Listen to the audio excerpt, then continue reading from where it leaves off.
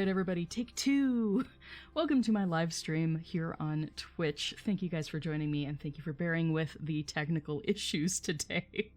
But my name is Kris, this is Wizard Way, and it is Silmarillion Saturday again. So, time to read more Silmarillion.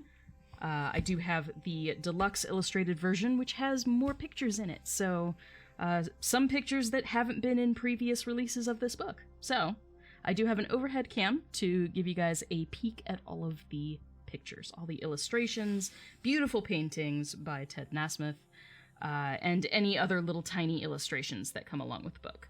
So, today we should be covering chapters 3 and 4 of the Silmarillion, and that is The Coming of the Elves, which is a bit of a long chapter, comparatively.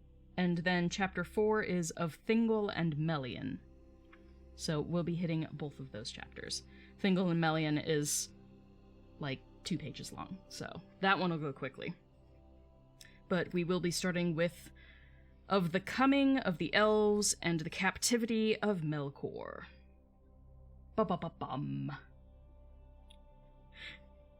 Welcome, guys. Birdman, welcome. Birdman. Anybody who's watching on TikTok, please head over to my Twitch channel. You'll be able to see all of the pretty illustrations as we go along. Merrily we go along. Okay, so recapping what we covered last time.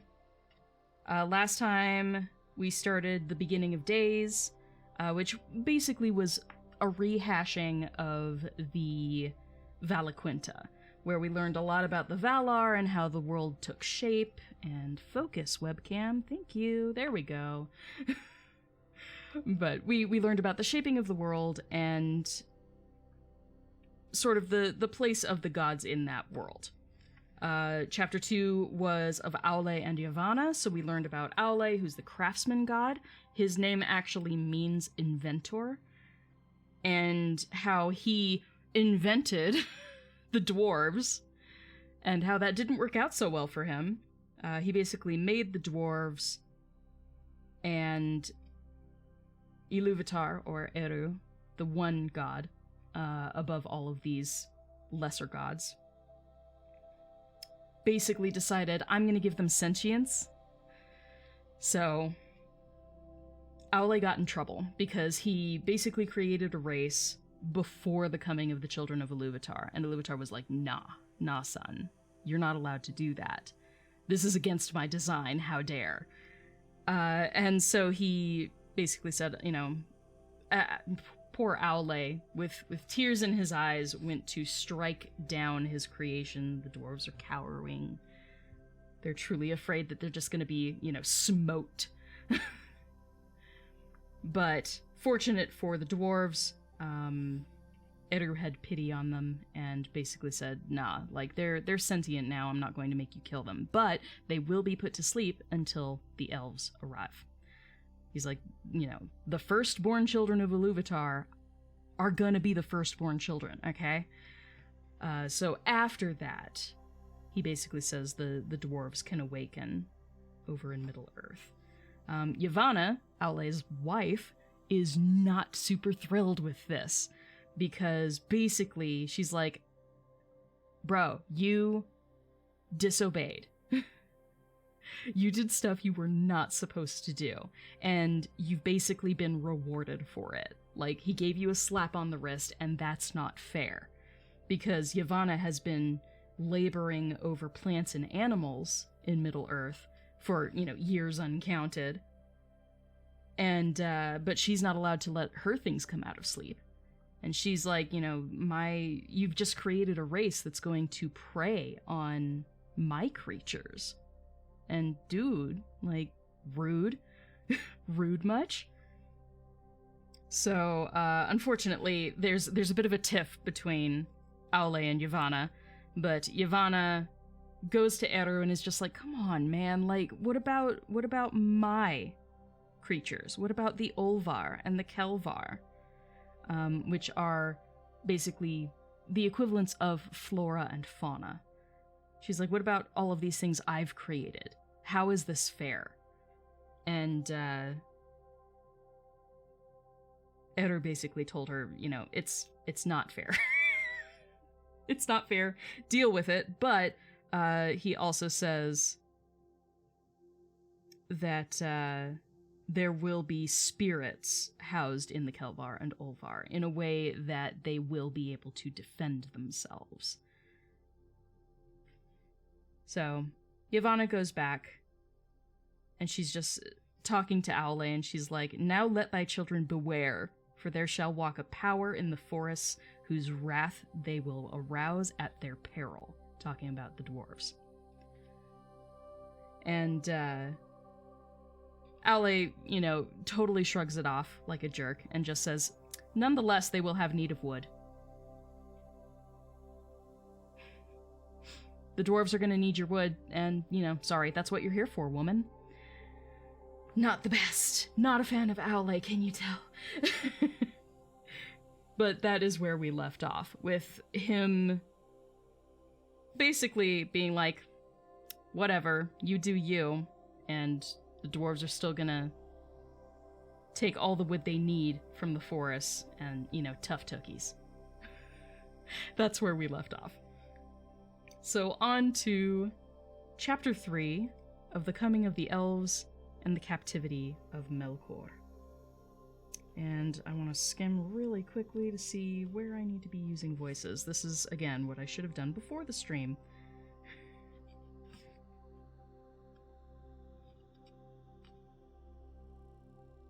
This one might be a bit of a funny stream, because there's a lot of Valar speaking, and I originally intended on using my deep god voice for that. But there's a lot of it. Okay, well, we'll give it a try. I do have different voices assigned for the women, which is slightly higher pitched, but it's supposed to be comical. It's supposed to be, over-characterization. But we have that, and we also have the deep god voice, so we'll try these things out. You'll just have to forgive me if I stumble or if there are weird pauses. When this ends up on YouTube, I will edit things.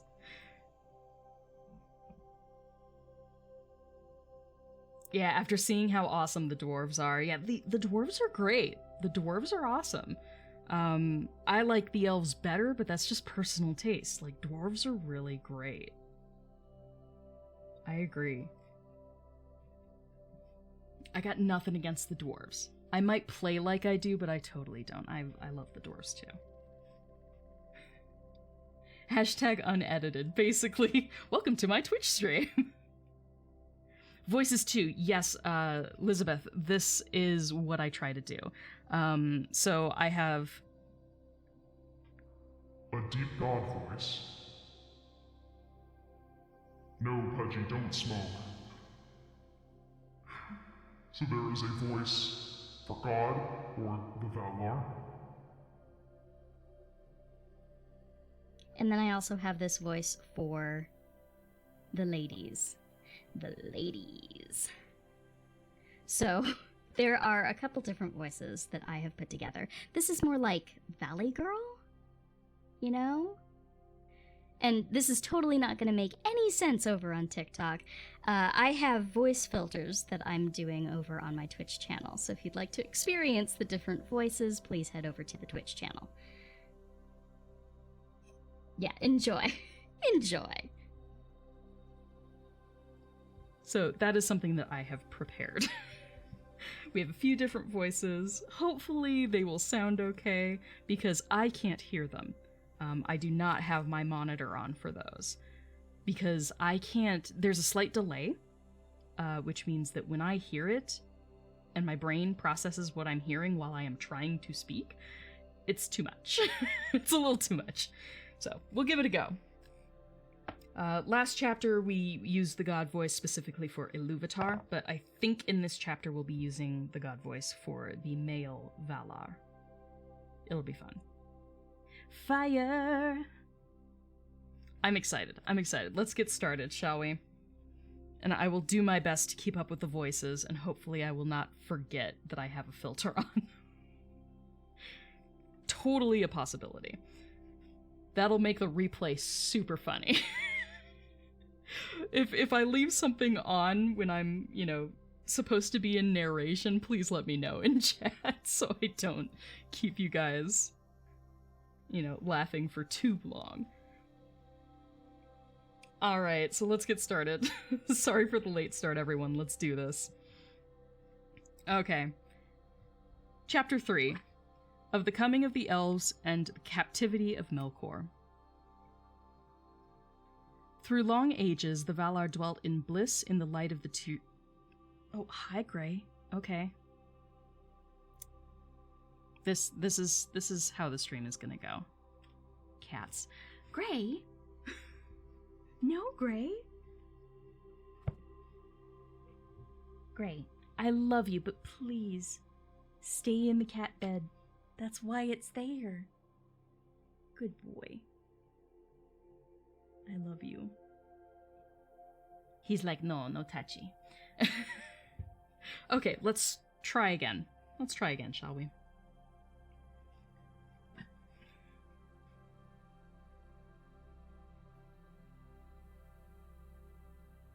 Dondorian's charge? Wait, did I just get raided? I don't have my my notifications up. Thanks, guys! Welcome! For Dondor! Thanks, everybody! Welcome! I've had technical difficulties, so this actually works out well for you. We are just about to start Chapter 3 of the Silmarillion, and my cat totally interrupted me. Thanks, Gray.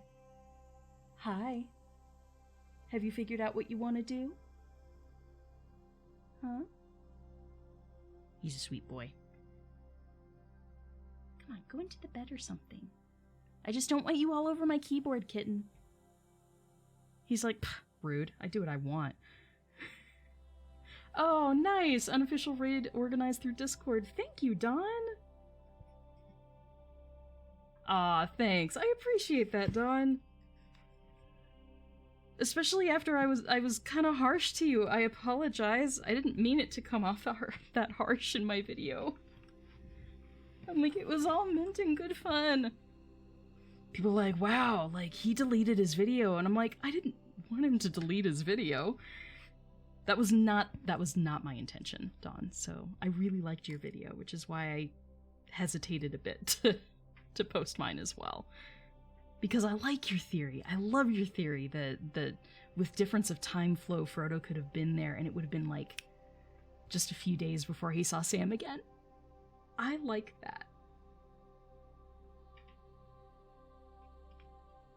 I mean, you were wrong, but I never want that to come off as like me being a complete a-hole. Okay?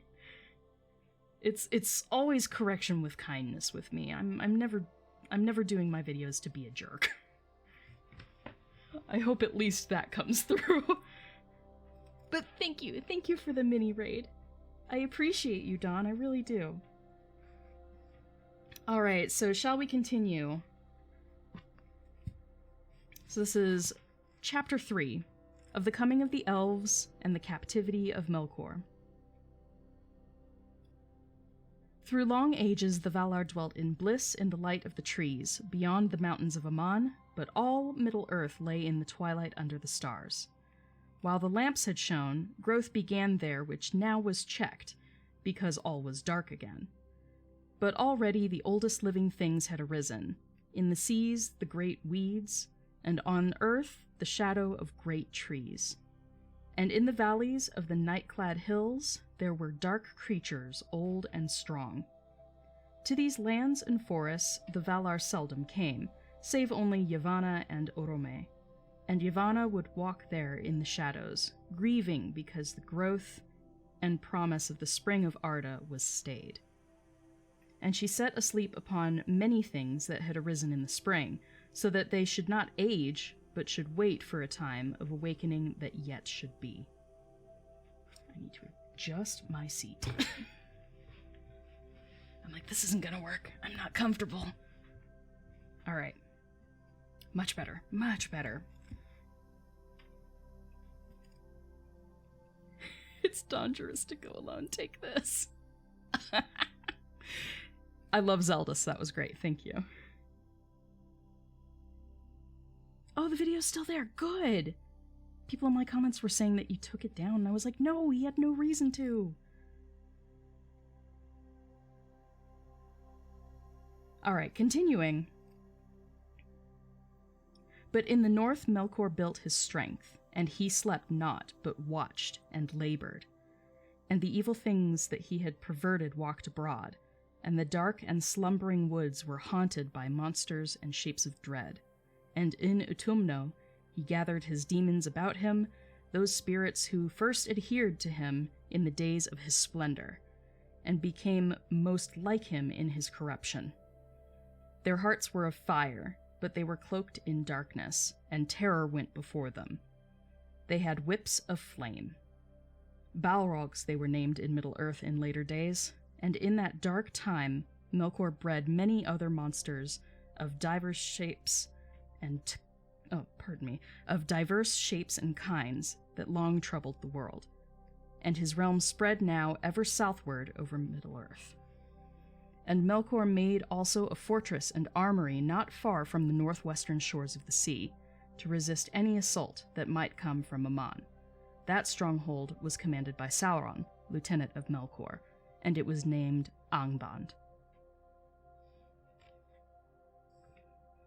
Sorry guys, just trying to get everything where I want it. Shifting things around. There we go. That's better. Okay. Elvish Word of the Day. Sure, why not? Let's try and get one of those up. Let's pick a word. Actually, we can do...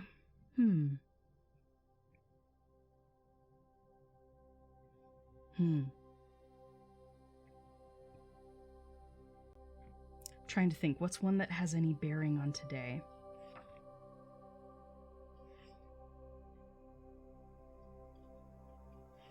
Because we already went over the names of Sauron and Melkor, so that wouldn't be new information for you.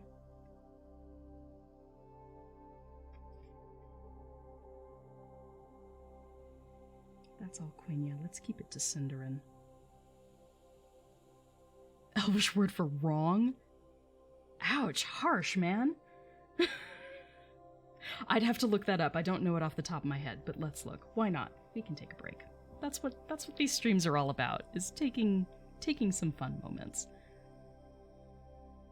Yes, the Ents are basically the result of a marital tiff. That is completely correct. That is completely correct. Alright. Yikes. Restore.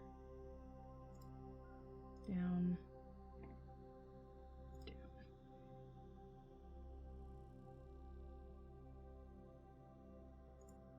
Okay. Alright, let's see. Elvish word for the day. You wanted me to look up wrong. I don't think there is a proper word for wrong. I mean, there is a verb. I'd have to look it up. I know there's a verb that's like to wrong, but that means like to do offense to someone, not being wrong. That's like the act of being wronged.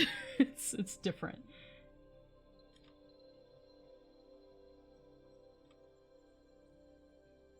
There are actually two verbs. So there's to wrong, like to deprive. So to deprive someone something. And that is neitha. Neitha. That is an A-stem verb, which means it's an easier verb to conjugate once you get into verb conjugations.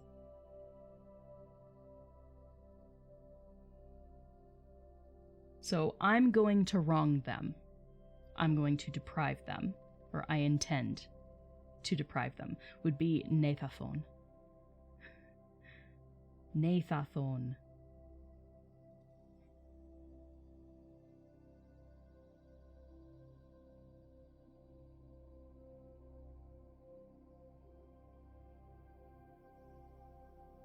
I mean, if you were a bit of a masochist, you could also say, wrong me. Like, wrong me, daddy. Yeah, do it. And that would be Natho. Natho nin ara.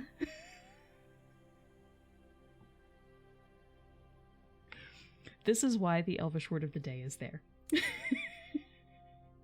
Hi, Gray. What are you doing? You're over my things again, Gray. I know. Good boy, thank you. This is why I have a cat bed literally right next to me on my desk. Because the cats, as soon as I'm talking to a camera, the cats are like, oh, what are you doing? What are you doing? What are you doing? And why am I not the center of attention? Valley Girl voice? Sure. Sure, why not? We can do that.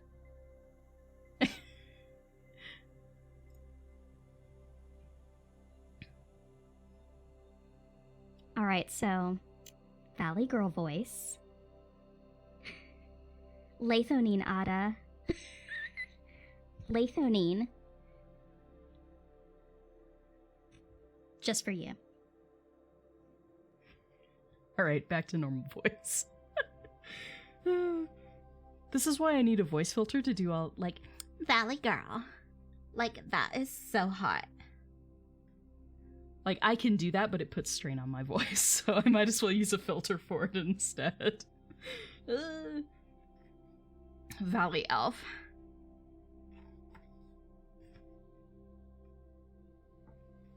I mean, you know, when you read Lord of the Rings or The Hobbit, I think it's Lord of the Rings. No, it is The Hobbit. It's The Hobbit. Remember the Tra-la-la-lolly fa-la song? Tra-la-la-lolly, here down in the valley. Tra-la-la-lolly fa-la. I always thought that was, like, the queerest song ever. And I'm like, yay, elves! Where are you going with your beards all a-dragging? Tra-la-la-lolly fa-la.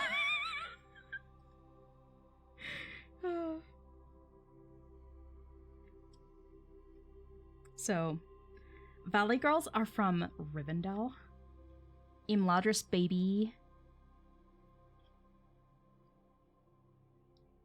One of the things I need to do, I need to figure out the Elvish name for Chad. We did figure out the Elvish name for Karen. Karen is Aiglos. Which is hilarious because one Karen translation, I believe it's the Japanese translation of Karen or Karen, followed by the hair flips. The translation of Karen in Japanese is like a white blossom, like a white flower, and Aiglos means white flower, specifically a white flower, but it also means icicle. So the name Karen in Elvish is simultaneously white flower and icicle, which I feel is perfectly appropriate given the colloquial context of the name. I know, it's the best. So, that's where we at. That's where we at with Karen. I need to figure out what Chad is. But I'm getting distracted. This is bad. We need to get back to the actual reading, shall we? Or I'm never gonna get through this chapter. Alright, so we were talking about Ogmod, that basically Melkor was taking his time and was not being, you know, complacent in Middle-earth. So while most of the Valar were just spending their time in Aman, we did have Orome and Yavanna that came over relatively frequently into Middle-earth, because they liked the wilds. You know, Yavanna was caring for everything that was living over in Middle-earth at that point. So she was making certain that some things slept, and was basically upkeeping the entire Earth. Like, that's a job. While Aule was tinkering with the dwarves, Yavanna was doing the real work. And Orome liked to be in the darkness and in the wilds. He's a hunter, so that makes sense. But other than them, it was basically just Melkor and all the Servants of Darkness. Fun times. So, moving on from there. It came to pass that the Valar held council, for they became troubled by the tidings that Yavanna and Orome brought from the outer lands. And Yavanna spoke before the Valar, saying, Ye mighty of Arda, the vision of Iluvatar was brief and soon taken away, so that maybe we cannot guess within the narrow count of days the hour appointed. Yet be sure of this. The hour approaches, and within this age our hope shall be revealed, and the children shall awake. Shall we then leave the lands of their dwelling desolate and full of evil? Shall they walk in darkness while we have light? Shall they call Melkor Lord, while Manwë sits upon Tanaquil?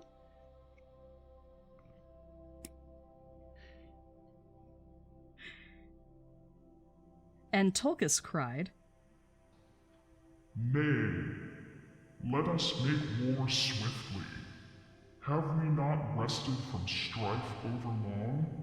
And is not our strength now renewed? Shall one alone contest with us forever? But at the bidding of Manwë, Mandos spoke, and he said, In this age, the children of Iluvatar shall come indeed, but they come not yet. Moreover, it is due that the firstborn shall come in the darkness, and shall look first upon the stars. Great light shall be for their waning. To Arda ever shall they call it need. Then Varda went forth from the council, and she looked out from the height of Taniquil, and beheld the darkness of Middle-earth beneath the innumerable stars, faint and far. Then she began a great labor, greatest of all the works of the Valar since their coming into Arda. She took the silver dews from the vats of Telperion, and therewith she made new stars and brighter against the coming of the firstborn. Wherefore she whose name out of the deeps of time and the labors of Ea was Tintale, the kindler. She was called after by the elves Elentari, queen of the stars. Carnil and Luinil, Nenar and Lumbar, Alcarinque and Elamire she wrought in that time, and many of the other ancient stars she gathered together and set as signs in the heavens of Arda. Wilwarin, Telumendil, Soronumme, and Anarima, and Menel Makar with his shining belt, that forebodes the last battle that shall be at the end of days. And high in the north, as a challenge to Melkor, she set the crown of 7 mighty stars to swing, Valkyria, the sickle of the Valar, and sign of doom. So that's a lot right there. I'll pause for a moment because, oh my goodness, the number of star names that I just said. Let's see, that was 1, 2, 3, 4, 5, 6, 7, 8, 9, 10, 11. 11, and then the Valkyria, which is a grouping of 7 stars.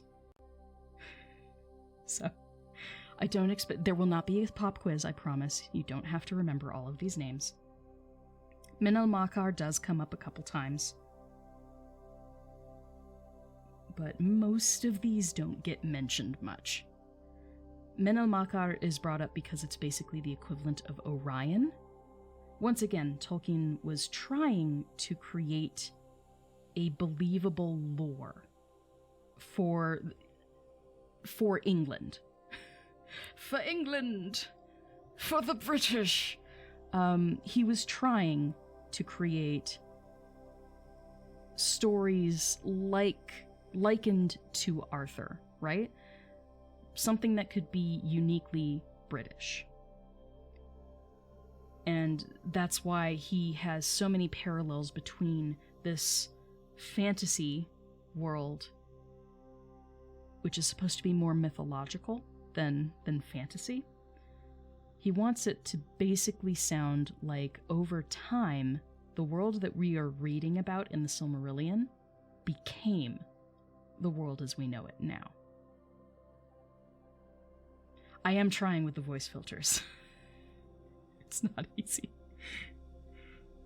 I'm trying very hard to keep the voices going. But yeah, so don't worry about all of the star names. You don't have to worry about them. There's not a pop quiz. Look at how cute he is. Oh my gosh. I love my cats. Alright, so the Sickle of Valar, the Sign of Doom. The Valkyria. Oh, I was saying that wrong. It's Valakirka. Valakirka. My bad. I missed the second C there. Valakirka. It is told that even as Varda ended her labors, and they were long, when first Menel Makar strode up the sky, and the blue fire of Helluin flickered in the mists above the borders of the world, in that hour, the children of the earth awoke, the Firstborn of Iluvatar. By the starlit mare of Cuivienen, water of awakening, they rose from the sleep of Iluvatar, and while they dwelt yet silent by Cuivienen, their eyes beheld first of all things the stars of heaven. Therefore they have ever loved the starlight, and have revered Varda Elentari above all the Valar. In the changes of the world, the shapes of lands and of seas have been broken and remade. Rivers have not kept their courses, neither have mountains remained steadfast, and to Cuivienen there is no returning.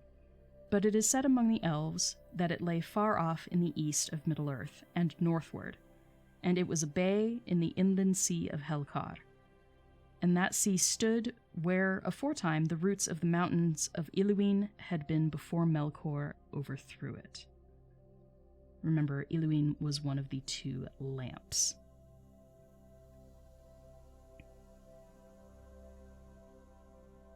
Lost my spot.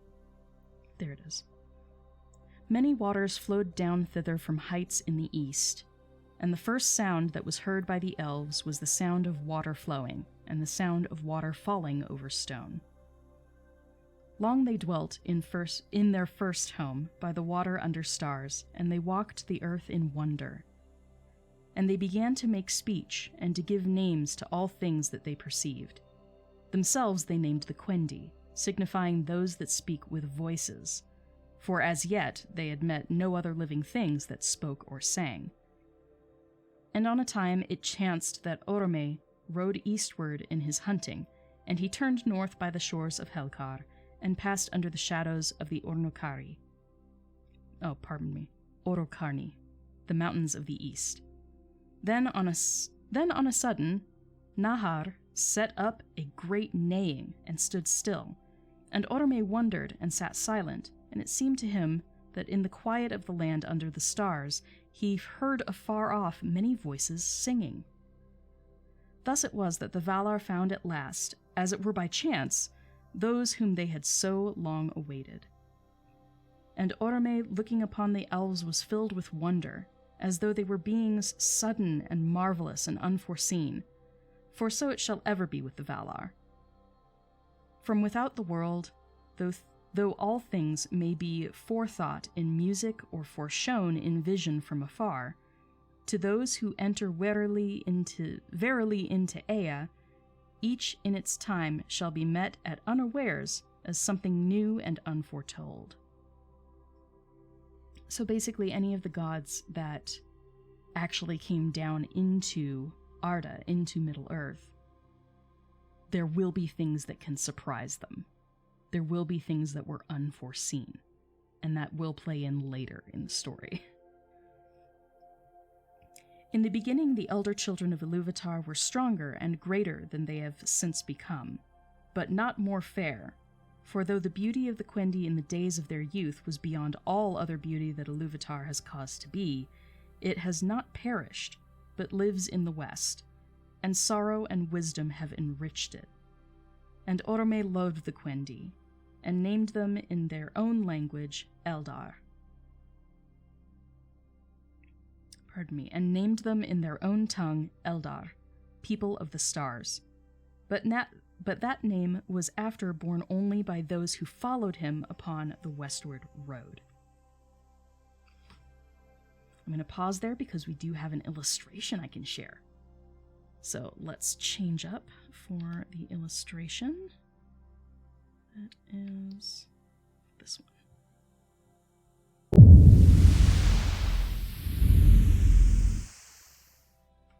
All right, so here is the illustration that we are given. Again, illustrations in this book are by Ted Nasmith. But this is the elves along the shores of Cuiviénen. And I'll zoom in a bit. So you can see how bright all of the stars are. And those are the Orocarni, the mountains of the east. And then Helkar is the name of the inland sea. And the bay that the elves awoke by is called Cuiviénen, the Waters of Awakening. So, really beautiful piece. I love stars. I love stars so much. See, this is why I make my Starscape pendants, because this imagery is so beautiful to me. I love it. I love it. Hey, Craft Crystal, if you're still there, anybody who's over on my TikTok stream, please head over to my Twitch channel. I am currently showing one of the illustrations in the Silmarillion before we continue reading. And gushing about stars.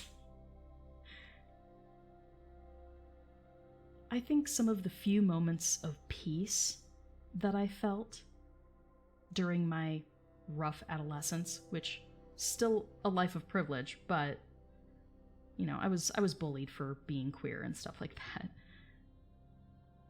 I think some of the few moments of peace that I had were when I would sneak out. I'm pretty sure my parents knew about it. But I would sneak out, and our house was along a golf course, like a fairway of a golf course. Several holes down the golf course was like a little way station where you could get water, use the restroom, that sort of thing. And I would ride my bike or walk all the way to that station, and I would climb on top of the roof, and I would just lie there looking at the stars. I did that a couple times with the first girl I ever liked. We were really close friends. So the stars were comforting for me. That was a comfort for me. I think the thought that I was super tiny and insignificant made my problems not seem so great anymore. So that's one of the things that goes into my Starscape pendants. I want them to be a comfort and be something pretty and sparkly that can take you away from whatever's troubling you. So that's why I do that. But part of that also resonates with my love of Tolkien's work, and you know that the stars were the first things that the elves ever saw. And in their time of need, the goddess of the stars is the one they call out to, and she's the one who answers. So I thought that was really cool. So onward, I'm gonna switch scenes again just so we can continue with the reading, shall we?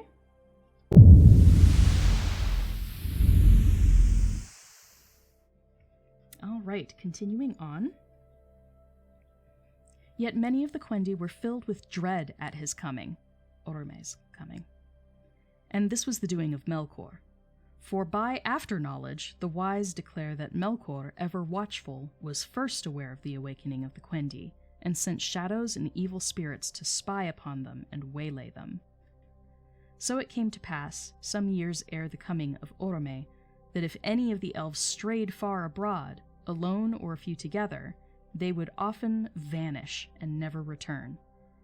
And the Quendi said that the hunter had caught them, and they were afraid. And indeed, the most ancient songs of the elves, of which echoes are still remembered in the west, tell of the shadow shapes that walked in the hills above Cuiviénen, or would pass suddenly over the stars. and of the dark rider upon his wild horse that pursued those that wandered to take them and devour them. Now Melkor greatly hated and feared the riding of Orome, and either he sent indeed his dark servants as riders, or he set lying whispers abroad, for the purpose that the Quendi should shun Orome if ever they should meet. Thus it was that when Nahar neighed, and Orome indeed came among them, some of the Quendi hid themselves, and some fled and were lost. But those that had courage and stayed perceived swiftly that the great rider was no shape out of darkness, for the light of Aman was in his face, and all the noblest of the elves were drawn towards it. But of those unhappy ones who were ensnared by Melkor, little is known of a certainty. For who of the living has descended into the pits of Autumno, or has explored the darkest of the councils of Melkor? Yet this is held true by the wise of Ersea, that all those of the Quendi who came into the hands of Melkor, ere Autumno was broken, were put there in prison, and by slow arts of cruelty were corrupted and enslaved. And thus did Melkor breed the hideous race of the orcs in envy and mockery of the elves, of whom they were afterwards the bitterest foes.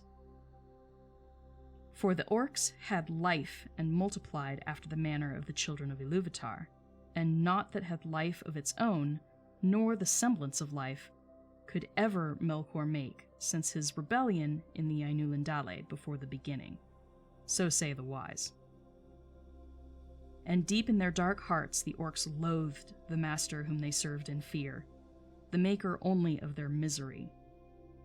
This, it may be, was the vilest deed of Melkor, and the most hateful to Iluvatar. We can pause a moment there. So that's how the orcs were created. Again, fun times.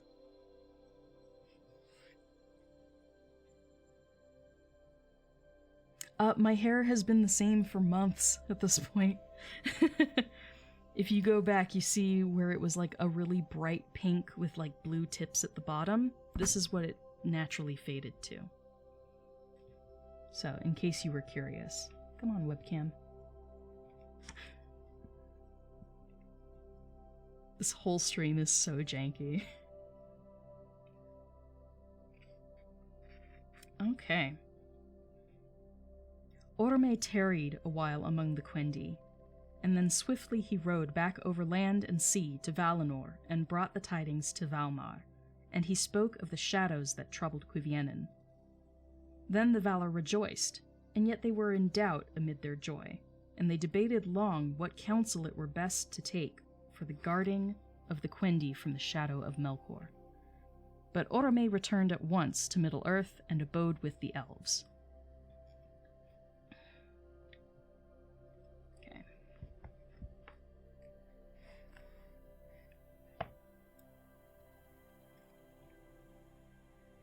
Manwë sat long in thought upon Taniquetil, and he sought the counsel of Iluvatar. And coming then down to Valmar, he summoned the Valar to the Ring of Doom, and thither came even Ulmo from the outer sea. Then Manwë said to the Valar, "This is the counsel of Iluvatar in my heart, that we should take up again the mastery of Arda, at whatsoever cost, and deliver the Quendi from the shadow of Melkor."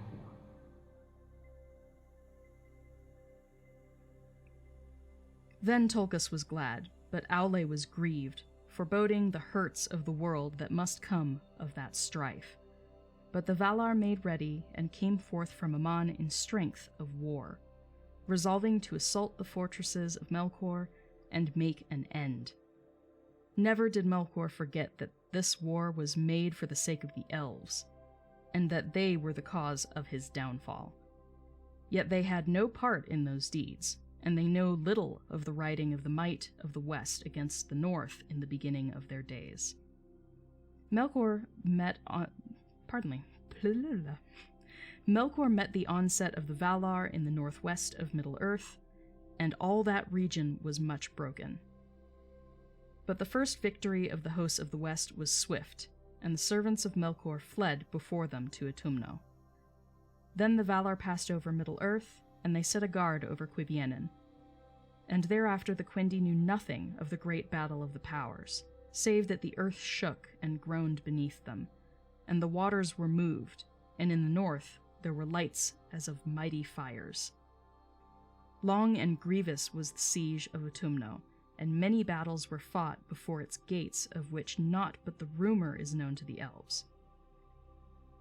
In that time the shape of Middle-earth was changed, and the great sea that sundered it from Aman grew wide and deep, and it broke in upon the coasts, and it made a deep gulf to the southward. Many lesser bays were made between the great gulf and the Helcaraxe far in the north, where Middle-earth and Aman came nigh together. Of these the Bay of Balar was the chief, and into it the mighty river Sirion flowed down from the new-raised highlands northwards, Dorthonion, and the mountains of Heathlum. In the lands of the far north were all made desolate in those days, for there Autumno was delved exceedingly deep, and its pits were filled with fires, and with great hosts of the servants of Melkor. But at the last the gates of Autumno were broken, and the halls unroofed, and Melkor took refuge in the uttermost pit. Then Tolkas stood forth as champion of the Valar and wrestled with him, and cast him upon his face, and he was bound with the chain of Angainur. Names are difficult even for me. Alright, let's try that again. Then Tolkas stood forth as champion of the Valar and wrestled with him, and cast him upon his face, and he was bound with the chain of Angainur that Aule had wrought, and led captive, and the world had peace for a long age. So those are the opening wars of the Valar with Melkor, after the awakening of the elves. They'd already struggled with him before.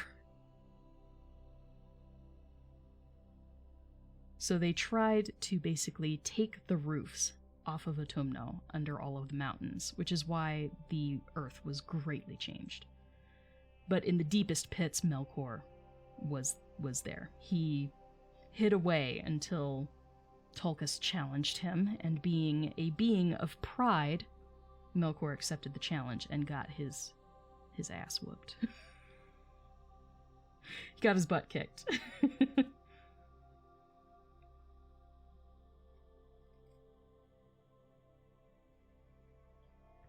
And all the gays reading this were like, Tolkas and Melkor. That's hot.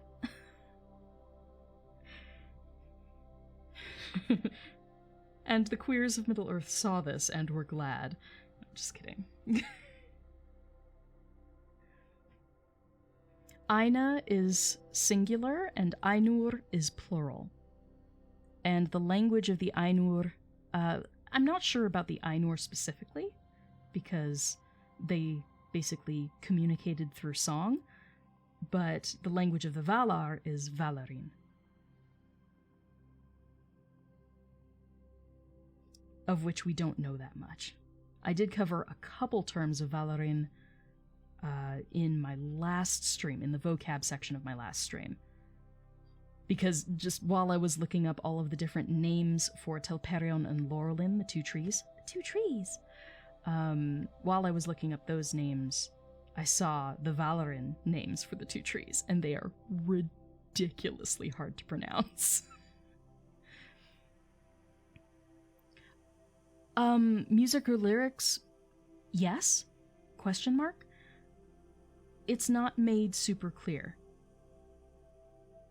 Like, they were able to create themes, and so maybe not necessarily using spoken language. It was something beyond that. Yeah, the Valinor trees. Accurate.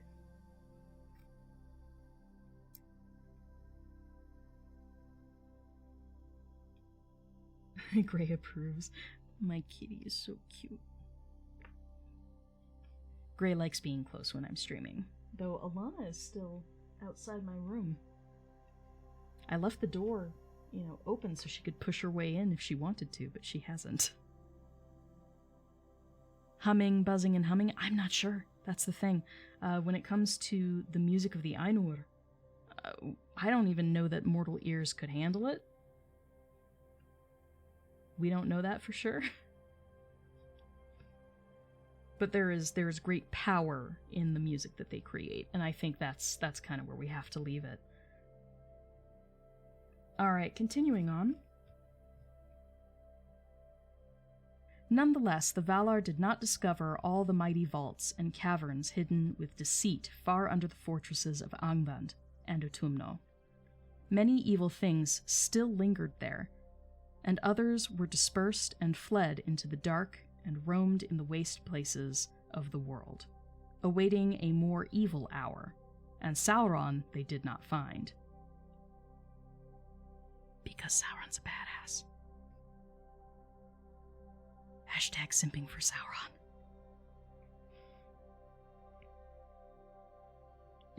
It happens more than once that Sauron escapes the Valar, where Melkor just gets captured. Which is why I would argue Sauron is pretty much Melkor's equal.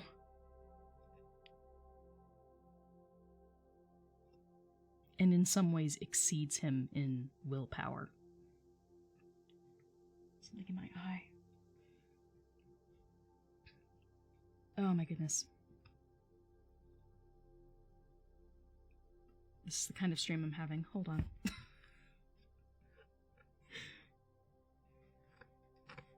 Give me my bookmark. There we go.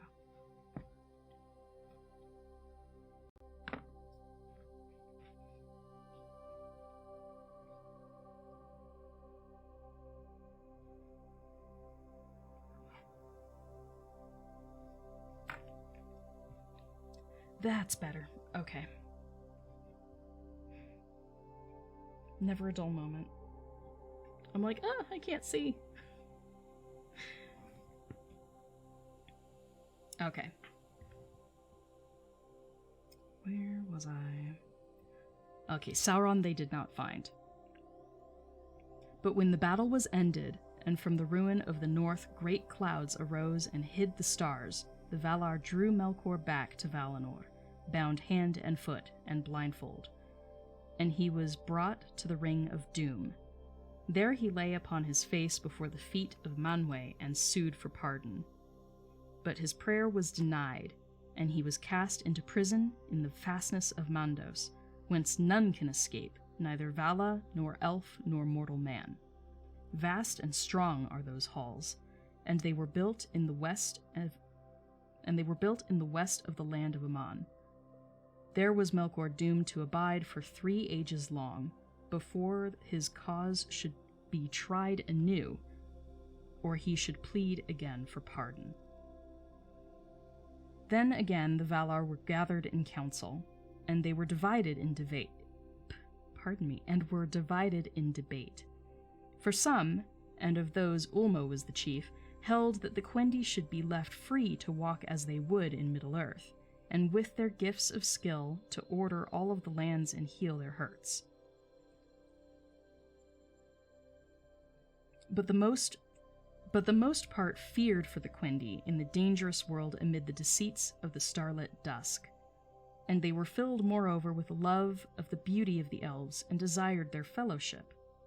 At the last, therefore, the Valar summoned the Quendi to Valinor, there to be gathered at the knees of the powers in the light of the trees forever. And Mandos broke his silence, saying, "So it is doomed." From this summons came many woes that afterwards befell.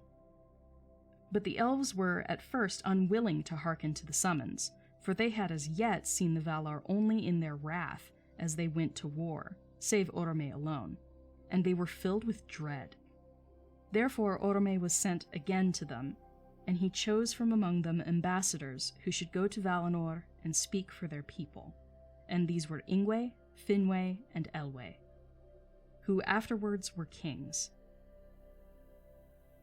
Side note, in the nature of Middle-earth, there is actually a good amount of information about the generations of the elves. And Ingwe, Finwë, and Elwë are mentioned specifically. Ingwe being a 24th generation elf, and Finwë and Elwë being 25th generation elf, which I thought was really cool. So they were actually the young ones. They were young. And a couple of them were unwed still, but they were young. And they were chosen to go over. And there was a bit of controversy that these three were chosen because they were young and impressionable. And Mandos and Ulmo had a bit of a problem with that. At the very least, Ulmo did. I believe Ulmo is mentioned specifically, having a bit of a problem with that, being like, you're just gonna overwhelm them. You're gonna bring 3 elves over here and completely, like, awe them and send them back as if that's not biased? And I'm like, yeah, you know, he's kind of right. And indeed, the Valar brought the 3 of them over, and they were young and impressionable, and were like, ooh. And seeing the glory of Valinor, they went back and tried to convince everybody to come with them. Which was the point. But it's kind of manipulative. It's manipulative of the Valar. Though they didn't force anybody to come. They didn't force anyone. But the older generations of elves were less likely to follow. And some of the ones that stayed behind were the first generation. None of the first generation came over to Valinor. Which is why the Avari, later on, the elves that didn't undertake the Great Journey, the Morroquendi, the Avari sometimes call themselves... what was the name that they gave themselves? It was like the Elders or the First or something. Something denoting that the very first generation of elves is among them. Not the ones who went over the sea to Valinor. So the Eldar don't include the oldest elves. I did not know that until reading this new book. This is why I love reading all the nitty-gritty stuff in these other books that come out, because even though it's confusing and there's way too much math involved, you get these little nuggets of information that add depth. So Ingwe, Finwë, and Elwë were summoned.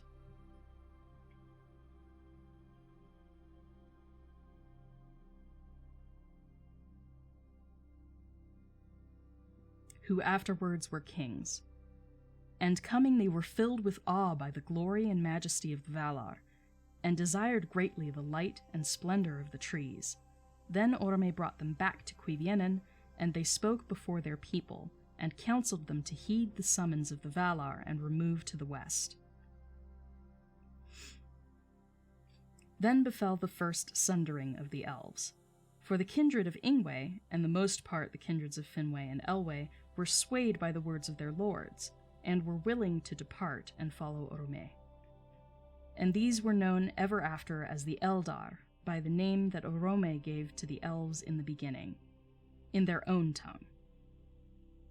But many refused the summons, preferring the starlight and the wide spaces of Middle-earth to the rumor of the trees. And these are the Avari, the unwilling. And they were sundered in that time from the Eldar, and never met again, until many ages were past. The Eldar prepared now a great march from their first homes in the east, and they were arrayed in 3 hosts. The smallest host, and the first to set forth, was led by Ingwe, the most high lord of all the Elvish race. He entered into Valinor and sits at the feet of the powers, and all elves revere his name. But he came never back, nor looked again upon Middle-earth. The Vanyar were his people. They were the fair elves, the beloved of Manwë and Varda, and few among men have spoken with them. Next came the Noldor, a name of wisdom, the people of Finwë, and they are the Deep Elves, the friends of Aule, and they are renowned in song, for they fought and labored long and grievously in the northern lands of old. The greatest host came last, and they are named the Teleri, for they tarried on the road, and were not wholly of a mind to pass from the dusk to the light of Valinor. In water they had great delight, and those that came at last to the western shores were enamored of the sea. The sea elves, therefore, they became in the land of Aman, the Falmari. For they made music beside the breaking waves. 2 lords they had, for their numbers were great, Elwe Singolo, which signifies grey mantle, and Olwe, his brother. Elwe and Olwe. I think I misspoke. Elwe and Olwe. E-L-W-E and O-L-W-E. These were the 3 kindreds of the Dalier, who passed at length into the uttermost west in the days of the trees, and are called the Calaquendi, the Elves of the Light. But others of the Eldar there were, who set out indeed upon the western march, but became lost upon the long road, or turned aside, or lingered on the shores of Middle-earth. And these were, for the most part, of the kindred of the Teleri, as is told hereafter. They dwelt by the sea, or wandered in the woods and mountains of the world, yet their hearts were turned towards the west. Those elves the Calaquendi called the Umanyar, since they came never to the land of Aman and the Blessed Realm, but the Umanyar and the Avari alike they call the Morequendi, the Elves of Darkness, for they never beheld the light that was before the sun and moon. So I'll pause there just to help explain the divisions of the elves, because we just got dealt a lot of different words. So let's take a moment to examine those, and I'll help you guys understand which is which. I did do a video on this on my TikTok channel, but it's pretty far down there. Pardon me. Take a drink.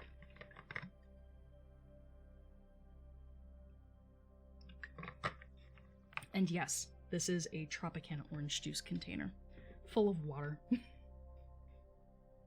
I hate throwing big bottles away. Though eventually I do because the plastic starts to break down.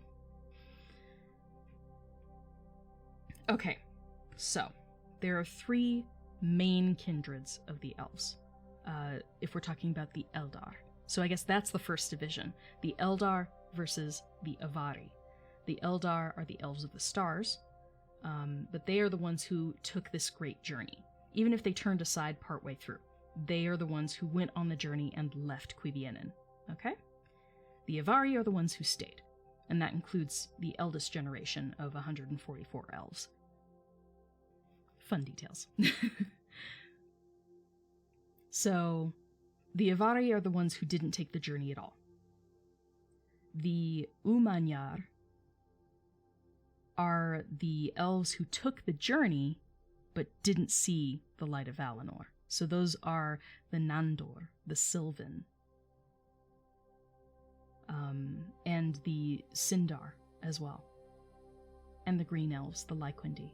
All of these other words fall under the umbrella term of Umanyar, the people who didn't end up going all the way to Valinor. They took the journey, but they didn't go all the way. The Calaquendi versus the Morequendi. Mor is the Quenya word for dark, or mori, more. So the Morequendi are those with speaking voices, Quendi, plus dark. So they're the elves of darkness. Dark elves, if you will. Versus the light elves, the Calaquendi, are the ones who went to Valinor, who actually got there. So Umanyar and Morequendi are the same. And the Calaquendi and Eldar are the same. Hopefully that makes sense. Actually, no, I take that back. Eldar is higher up on the chain. Calaquendi is part of the Eldar. So it gets a little confusing, I understand. of the Eldar, there are 3 companies. And those are the Vanyar, the Noldor, and the Teleri. Bug, right in my face. So the Vanyar are under the rule of Ingwe, and they're the ones that are particularly beloved by Manwe and Varda, gods of sky and stars. They live with him on Taniquetil, the tallest mountain in Middle-earth. Next up are the Noldor, the Deep Elves. They are particularly beloved by Aule, because Aule being the inventor god, the Noldor being ones who seek a lot of knowledge and crafts. They got along swimmingly. So they became Aule's favorites. And they were the 2nd largest host. And then the 3rd host, which was by far the largest, like hugely bigger. That is the Teleri. And those are all of the Teleri include both the Falmari. So this is breaking down Teleri. The Falmari are the sea elves that end up going all the way. They end up going all the way to Valinor. Those are the Falmari. They are Calaquendi. Get it? Versus the Sindar, the Grey Elves, are also one sect of the Teleri, but they didn't end up going. They got all the way to Beleriand, but they didn't pass over the sea. And then there are also elves that shot off from the Teleri along the way, ones that are still in the forests and mountains and, waterways of Eastern Middle-earth. And at that time, Eastern Middle-earth means the Middle-earth that we know from Lord of the Rings. So the Sylvan elves and the Nandor elves are both offshoots of the Teleri, but they broke off earlier along the journey. So hopefully that makes sense. The Teleri are the Falmari over in Valinor, the Sindar in Beleriand, the Nandor, and the Sylvan over in the Eregion region, and then over the mountains, the Hithaiglier Mountains, the Grey Mountains. So anywhere past the Blue Mountains, Ered Luin, is going to be... Gosh, I need to bring out my map. Anywhere past the Blue Mountains is going to be Beleriand and Eregion. So anything that happened, any elves that departed the journey before they hit the Blue Mountains are considered either Nandor or Sylvan. So hopefully that explains all the divisions. Let me grab a map really quickly so that I can show you guys on the map where I'm talking about. That'll help, I think.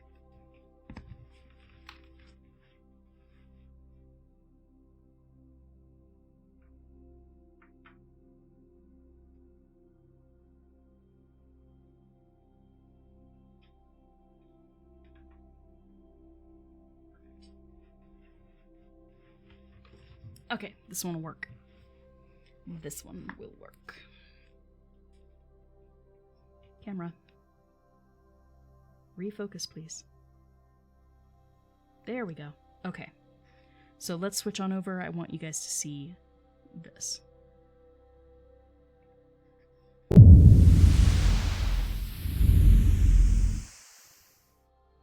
Hey guys, yes, I am reading the Silmarillion. We are on chapter 3 currently, which is the coming of the Eldar and the chaining of Melkor. Alright, let me zoom out. This is a bit close. So on my Twitch stream, if you look up my Twitch channel, which is same as my handle here on TikTok, I'm currently showing a map of Beleriand. So here's your basic Beleriand map. Hopefully you guys can see at least a little, the basic detail here. So these mountains right here, along the eastern side of Beleriand, these are Ered Luin, or the Blue Mountains. Luin meaning blue. Ered meaning mountains, plural. So Ered Luin, or Erenlindon, that is what these mountains are here. So anything beyond this, the elves that turned away from the journey before getting to Beleriand, anything from here over, is going to be the Nandor, and then the Sylvan are the elves that departed before hitting the Misty Mountains. So just different sects of people that stopped on the journey instead of going all the way over. The ones that did pass the Eredluin into Beleriand, but stopped here, are the Sindar elves. Doriath is their main dwelling, but they are scattered throughout Beleriand. So the Sindar elves are the elves who took the journey, but they lingered. They lingered in Middle-earth. They got all the way here, and they were like, we really like this spot. We really like the Bay of Balar. We love the forests here. Everything's beautiful. We can make our realms. We're finding a home here. And so they turned away, and this is where the Sindar live. And this is the main map that we will be using throughout the series to describe the various places with the plot points that happen. The vast majority of the Silmarillion is going to happen in this map. So hopefully that helps. Let's get back to reading. This is taking forever, but it's because I started my stream like an hour late. But back to the normal chat, I think.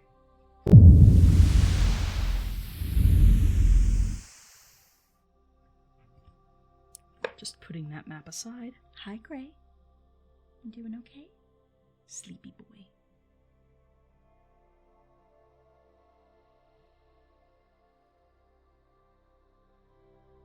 Good boy, Gray. He always looks angry. He's got, you've got a very angry face, Gray. Even when he's purring. He looks like a mafia boss. Hey, Muggsy. Take him back and take care of him. Alright. So those were all the various forms of the Quendi. That was the sundering there.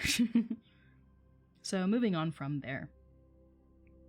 It is told that when the hosts of the Dalier departed from Cuivienen, Orome rode at their head upon Nahar, his white horse shod with gold, and passing northward about the Sea of Helkar, they turned towards the west. Before them great clouds hung still black in the north above the ruins of war, and the stars in that region were hidden. Then not a few grew afraid, and repented, and turned back, and are forgotten. Silly boy. Long and slow was the march of the Eldar into the west, for the leagues of Middle-earth were uncounted and weary and pathless. Nor did the Eldar desire to hasten, for they were filled with wonder at all that they saw, and by many lands and rivers they wished to abide. And though all were yet willing to wander, many feared rather their journey's end than hoped for it. Therefore, whenever Orome departed, having at times other matters to heed, they halted and went forward no more, until he returned to guide them. And it came to pass after many years of journeying in this manner that the Eldar took their course through a forest, and they came to a great river, wider than any they had yet seen. And beyond it were mountains whose sharp horns seemed to pierce the realm of the stars. This river, it is said, was even the river which was after called Anduin the Great, and was ever the frontier of the westlands of Middle-earth. So Anduin is the main river in the Lord of the Rings map, the one that passes alongside the Hithaglir, the Misty Mountains, or the Grey Mountains.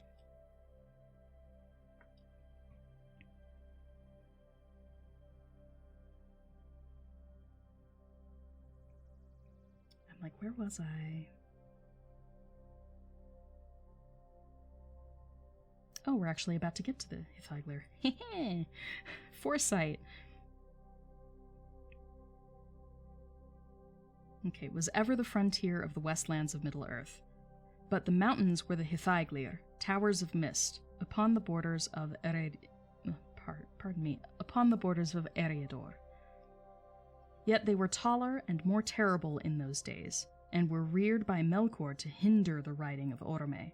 Now the Teleri abode long on the east bank of that river, and wished to remain there. But the Vanyar and the Noldor passed over it, and Orome led them into the passes of the mountains, and when Orome was gone forward, the Teleri looked upon the shadowy heights and were afraid.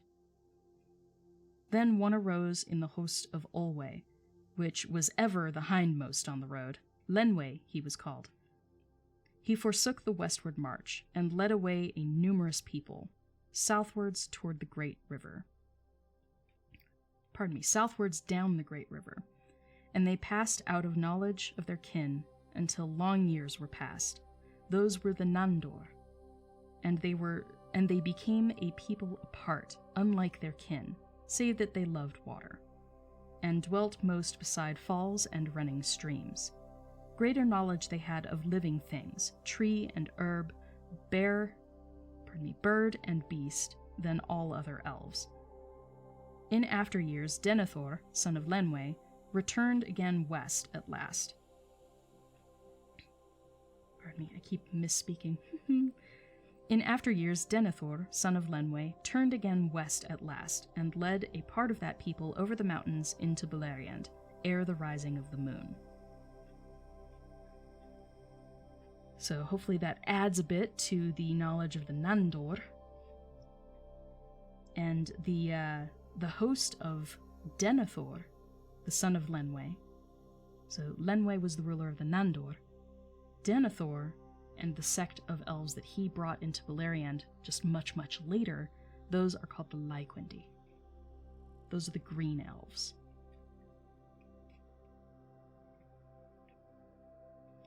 At length the Vanyar and the Noldor came over Ered Luin, the Blue Mountains, between Eriador and the westernmost land of Middle-earth, which the elves after named Beleriand. And the foremost companies passed over the Vale of Sirion and came down to the shores of the Great Sea between Drengist and the Bay of Balar. But when they beheld it, great fear came upon them, and many withdrew into the woods and highlands of Beleriand. Then Orome departed and returned to Valinor to seek the counsel of Manwë, and left them.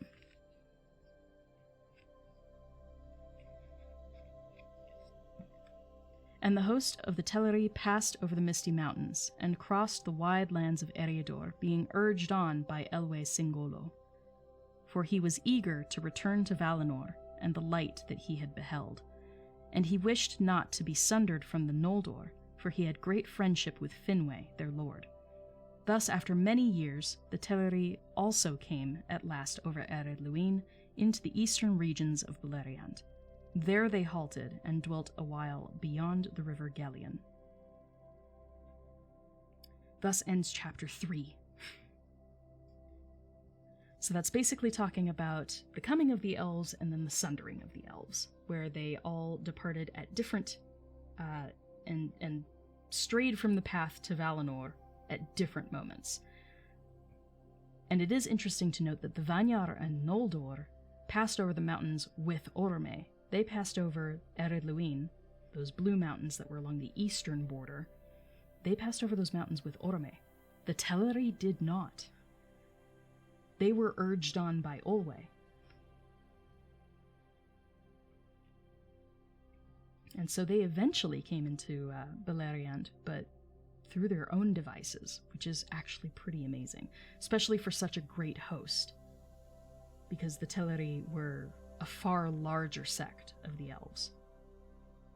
So they actually did it themselves without Orome's help. This kind of becomes a theme later on. The Sindar like to be very self-sufficient. They don't like to trust that the Valar are just going to come and save them. They're like, no, some things we have to do ourselves. Alright, moving on to chapter 4.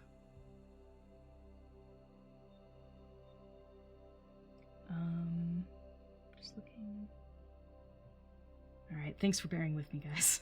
It's that kind of stream. Of Thingol and Melian. Melian was a Maya, of the race of the Valar. She dwelt in the gardens of Lorien, and among all his people there were none more beautiful than Melian, nor more wise, nor more skilled in songs of enchantment. It is told that the Valar would leave their works, and the birds of Valinor their mirth, that the bells of Valmar were silent, and the fountains ceased to flow. When at the mingling of the lights, Melian sang in Lorien. Nightingales went always with her, and she taught them their song, and she loved the deep shadows of the great trees. She was akin, before the world was made, to Yavanna herself, and in that time, when the Quendi awoke beside the waters of Cuiviénen, she departed from Valinor and came to the Hitherlands. And there she filled the silence of Middle-earth before the dawn with her voice and the voices of her birds. Now when their journey was near its end, as has been told, the people of the Teleri rested long in East Beleriand, beyond the river Gelion. And at that time many of the Noldor still lay to the westward, in those forests that were afterwards named Neldoreth and Region. Elwë, lord of the Teleri, went often through the great woods to seek out Finwë, his friend, in the dwellings of the Noldor. And it chanced on a time that he came alone to the starlit wood of Nan Elmoth, and there suddenly he heard the song of nightingales. Then an enchantment fell on him, and he stood still, and afar off beyond the voices of the Lomilindi, he heard the voice of Melian, and it filled his heart with wonder and desire. He forgot then utterly all his people and all the purposes of his mind, and followed the birds under the shadows of the trees. He passed deep into Nan Elmoth, and was lost. But he came at last to a glade open to the stars, and there Melian stood, and out of the darkness he looked at her, and the light of Aman was in her face. She spoke no word, but being filled with love, Elwë came to her and took her hand, and straightway a spell was laid upon him, so that they stood thus while long years were measured by the wheeling stars above them, and the trees of Nan Elmoth grew tall and dark before they spoke any word. Thus Elwë's folk who sought him found him not, and Olwë took the kingship of the Teleri and departed, as is told hereafter. Elwë Singolo came never again across the sea to Valinor, so long as he lived, and Melian returned not thither while their realm together lasted. But of her there came among both elves and men a strain of the Ainur who were with Iluvatar before Ea. In after days he became a king renowned, and his people were all the Eldar of Beleriand. The Sindar they were named, the Grey Elves, the Elves of the Twilight, and King Greymantle was he, Elu Thingol, in the tongue of that land. And Melian was his queen, wiser than any child of Middle-earth, and their hidden halls were in Menegroth, the 1,000 caves in Doriath. Great power Melian lent to Thingol, who was himself great amongst the Eldar, for he alone of all the Sindar had seen with his own eyes the trees in the day of their flowering, and king though he was of Umanyar, he was not accounted among the Moriquendi, but with the elves of light, the Caliquendi, mighty upon the earth. And of the love of Thingol and Melian there came into the world the fairest of all the children of Iluvatar that was or shall ever be. Thus ends chapter 4. Like I said, chapter 4 is super short. So to sum up, Elwë is also known as Elu, or Elu Thingol. Typically he is referred to as Thingol. But Elwë was, if you remember, one of the original 3 elves that were brought over to Valinor. He was one of the 3 chieftains. Because it was Ingwë, Finwë, and Elwë. But Elwë gets lost in the woods, and he comes upon Melian, the Maya, and falls in love with her. And he gets lost there for a long time. So while he is lost, his people are looking for him and they can't find him. They're like, well, what do we do? Do we stay here or do we go over the sea? Olwë takes up the kingship once they're just like, we can't find Elwë. We can't find him. He's disappeared. When they can't find him, Olwe takes kingship of the people, and he does go over the sea. So Olwe does follow the Vanyar and the Noldor over the sea to Valinor. His sect of the Telerian Elves are known as the Falmari. Those are the Elves of the Waves, or the Elves of the Seashore. So they actually do end up going over the ocean to Valinor. But the Sindar stay, either because they loved the earth and had found a home in Beleriand, or because they were still looking for Elwë, who eventually did emerge with Melian, and he became basically king of all of the remaining Sindar, the Grey Elves. And from them came Luthien to Nuviel. We will get eventually to her, but she is all the way in... Let's look. I'm like, how far is better than Luthien? Nice. I turned almost right to it. Beren and Luthien is chapter 19, so we're still a ways off. But that is sort of the origin story. And that theme of becoming lost in the woods. Lost in the woods. It sort of continues throughout that bloodline. You know, Thingol is an elf and he comes upon Melian and is enchanted. And, you know, eventually marries her, right? They fall in love. And then you have Beren and Luthien. Which are, you know, Luthien is their kid. So, second generation, Luthien is singing and dancing in the forest. Beren comes upon her and falls in love with her instantly. Later on, that happens with Elrond and Celebrian, Elrond being Arwen's father.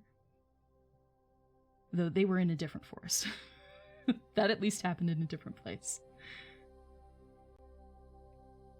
But Celebrian and Elrond sort of met basically the same way, and then Aragorn and Arwen.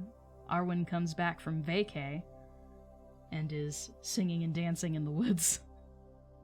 And Aragorn stumbles upon her and falls in love. So it's a theme that you see repeated a number of times in specifically that bloodline. So be prepared. I might roll my eyes a little bit because I'm just like, oh come on, get some new material, Tolkien. Why you gotta reuse the same theme? But luckily it's all in one bloodline, so one could just say that it's genetic. Alright, so that brings us to the end of chapter 4. Next chapter is going to be of Eldemar and the princes of the Dalier. So, much like this chapter, lots of vocabulary. And unfortunately, I did not prepare my vocab sheet for this, so vocab will just be extra long next week. I might even make it a separate stream. Because this already took over an hour to read. So that's where we'll probably end the reading. Are there any questions so far? Any questions from the Peanut Gallery? Please ask them.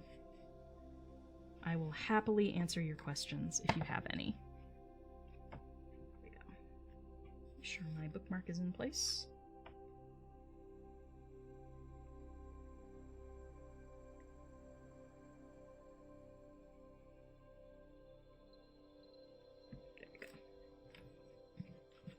Sure everything is nice and pretty.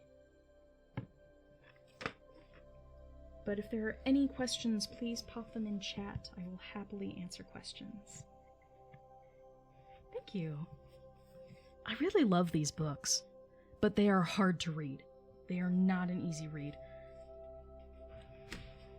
You can tell I sometimes stumble over the wording because Tolkien goes with a very historical wording, more archaic syntax or sentence structure. And when he does that, it makes it a lot more difficult to read aloud. So I might get a word wrong here and there, or swap words without thinking about it.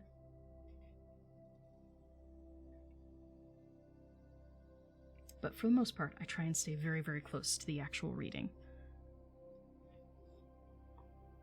Here we go. Oh, Or not. Stay. Stay, papers. But yeah, I'm excited. I'm excited to keep going with the Silm. It's nice to reread it. This is actually my third reading, because I'm currently on my second rereading, but I'm much further along in the book. So reading aloud is actually my third reading of the book. People are like, no way, you've only read it twice? Like, for someone who's only read the book once, you sure do talk a lot. And you're right, I totally do. I totally do.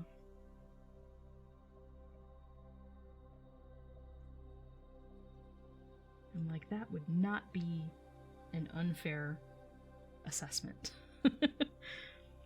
But my thing with reading is I tend to be really slow. Like, my reading speed is normally horrifically slow. But because I go so slowly and I take things in small little chunks, I retain things a lot better. So it's just the manner in which I read these originally. The Silmarillion took me months to read. Like, probably close to a year to get through. Because I took it a few pages at a time. And then when I would come back to it, when I was like, okay, I think I can handle a little more, I would then have to basically, reread a bit of it and then read the next section. So, in that manner, I actually retained a lot of the knowledge from my first reading of the Silm. And then past that, I always did go back to refer to various things. When I had a podcast with my partner, we were constantly referring back to the Silmarillion, as well as the History of Middle-earth series, or the Home, we called it. H-O-M-E. History of Middle-earth. And that's 12 books long, so that's a lot of text. Most of which I've never read all the way through. I did read, I think, the first 4 of the History of Middle-earth all the way through. The others I just skimmed and then referenced. So I am not that person who has an easy time reading, and thus I'm really trying to get through the nature of Middle-earth because it's new and sparkly, and there's so much fun information in this. So this is the book I'm talking about. The Nature of Middle-earth. This one just came out. I'm like ASMR. It's a beautiful book. And I'm about halfway through. Where am I? I did descriptions of characters, mind pictures, knowledge and memory. I'm on section 8. It's chapter 8. Though this thing is structured differently. I should have made it better. Oh, that's why. Okay. So I'm on part 2, which is an entire section of chapters for body, mind, and spirit. And I'm on chapter 8, knowledge and memory, within part 2. Part 2, chapter 8. I already did all of part 1, and I'm about halfway through part 2. There are 3 parts in total. The third one is a bit longer than the other 2. So I'm almost exactly halfway through the book. And that's reading all of the footnotes and looking at all the charts. There are several pages in here that are just nothing but charts. Like this. Just nothing but charts. Of course you can't see it on my other stream. Sorry, guys. But yeah. It's just a lot of information. And this is, the generational schemes. So this is what I was talking about Ingwe, Finwë, and Elwë, the 3 representatives that were chosen amongst the Eldar. Those 3 representatives were young at the time of their choosing, number 1. But number 2, they were all of later generations. I used to think that Ingwe was the eldest elf. I was wrong.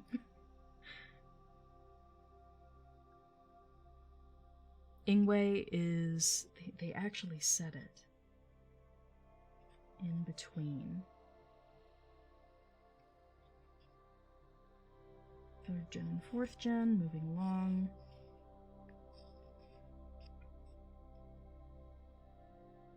Yeah, it does say here, this is page 142. It says Ingwe was 24th generation. His children were therefore 25th generation, which include Indis. Finwë was 25th generation. His second wife was Indis of the Vanyar, Ingwe's child, apparently, according to this book. There are different versions of Ingwe. In this version, Indis is his daughter, I think? That's what they made it sound like when I was reading. So Ingwe is 24th generation, and Finwë and Elwë are both 25th generation. Which means Feanor is 26th generation.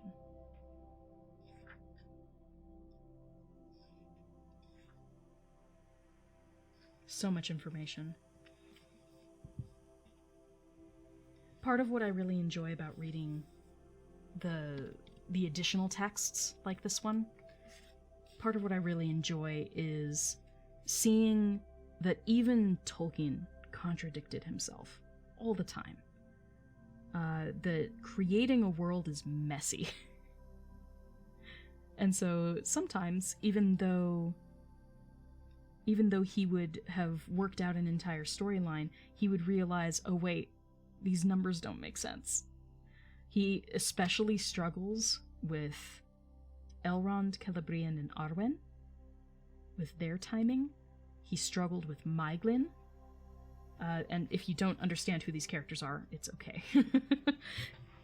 Maeglin is a First Age elf. He is the one who betrays the location of Gondolin and leads to the downfall of that realm.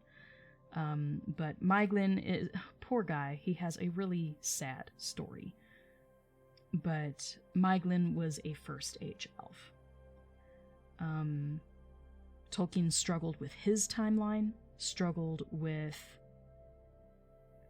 what exact age he wanted Galadriel to be, and apparently Finduilas, who is the elven princess that Turin falls in love with, the one who was originally betrothed to Gwyndor, my personal favorite character. He's a minor character, but I love him. I love him to bits and pieces. He's my elf. Immortal characters, yes. These are all elves. These are all elves that I'm talking about. So these are technically immortal creatures.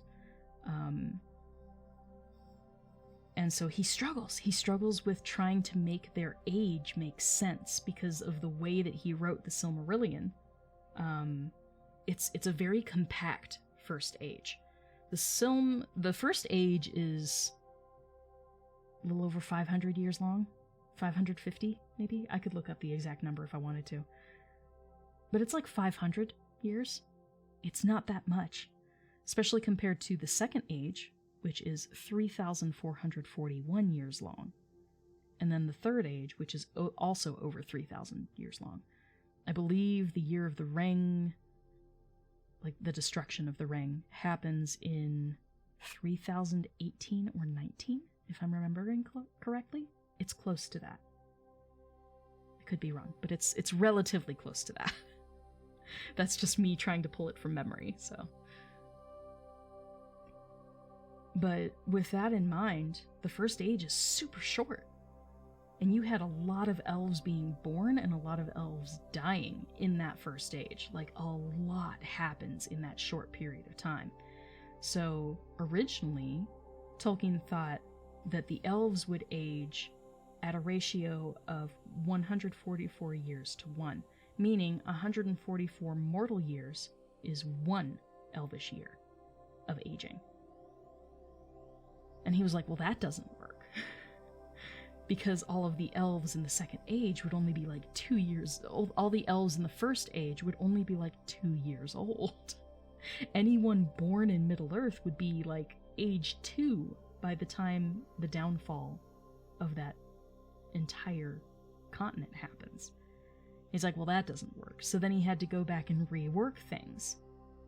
So he started with, taking a look at making a division between growth years and life years. And I did a video on this on my TikTok very recently that was about... It does not compute. So basically, elves should age slower because they are immortals, right? And Tolkien struggled with how to make this work. How to make it work, the mechanics of it. Because this is what you do when you world build. You work out all these details so that it feels natural when people are reading the story, and they don't have to know all of the trouble that you went through to make it feel natural. But this, I totally did this with my elven race too. It's a pain in the butt. There's a lot of math involved, and I hate it. I'm good at math, but I hate math. So, yeah, it's a lot of details, but he basically separated growth years, growing from birth to, like, becoming mature. Like, humans, we typically say this happens between 18 and 24, right? That's when you are considered an adult. Same concept with the elves. But their units of those years are different. They use what are called olmendi, or growth years, for that first part of life when they're growing to maturity. And after that, they count things in koimendi. Olmendi is the equivalent of 12 solar years. 12 years per 1 year. So it's called a year, but it actually means 12 solar years long. So when you do the math, if someone matures at age 24, if an elf is mature at age 24, that means age 24, they are 288 mortal years long. That mortal years old. But they refer to that as 24. So that is their 24. But after the age of 24, I'm using that, which is the male age, typically male elves. I'm defaulting male, I'm sorry. Male elves mature at age 24, at which point they are 288 mortal years long, mortal years old. From that point forward, their lifespan is measured in koimendi, and a koimen is 144 years, like in mortal terms. So from age 24 to maturity, which is 96, because that for elves that's normal. Age 24 to 96, they are considered peak health. That is called their youth. But when you do the math, that ends up being 10,656. And I'm only pulling this because I made a video on it, so it's still in my memory. I'm not able to do math like that. I can't do it, at a drop of a pin like that. Can't do it. But I did work this out. So maturity, like after finishing your youth as an elf, you are 10,656 years old.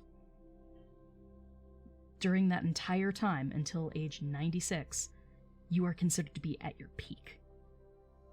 So that's your youth. That's like, we typically say, we start seeing a decline, like our peak ends, it's like 24 to maybe 50, right? I'm just throwing numbers out there. If we are considered true adults past our prime at age 50, which is not always true, but work with me, that's youth for us, right? When we're still young and vigorous and we do all of the main actions that we plan on doing in our lives, right? Same concept for the elves, but theirs ends at age 96. After that, they are considered elderly or adults. But after that point, it's just a very long, drawn-out, there's no real limit to it. You could just continue as an elf for a very long time. 288 may also be an age humans might be mature. I mean, you're not wrong. Some humans, I think it would take about 288 years for them to properly mature. Hormones. Oh, that's the other fascinating thing. So, for elves, they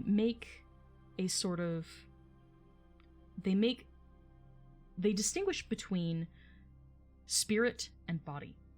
Spirit being Fea, your Fea, F-E-A, and your body is your Hroa. Hroa. So your Fea is all of your intellect, spirituality, everything that happens up here. And all of your mental pursuits.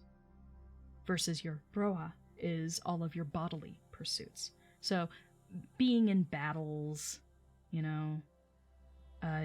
doing things of great physical craft, or sexual pursuits. Very bodily. It's a bodily thing, right? Less spiritual, more body. So, for the elves, when they are in their youth, they are primarily driven by the Hroa, the body. That is their bodily time. But as they reach the end of their youth and go into a period of waning, that's what they call it, their Fea starts to take more prominence. Not that it didn't exist before, but just the priority shifts. And so elves, after the age of 96, or over 10.5 thousand, right?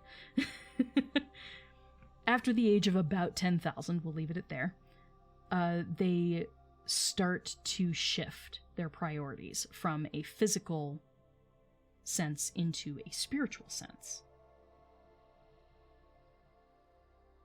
You like Harry Potter?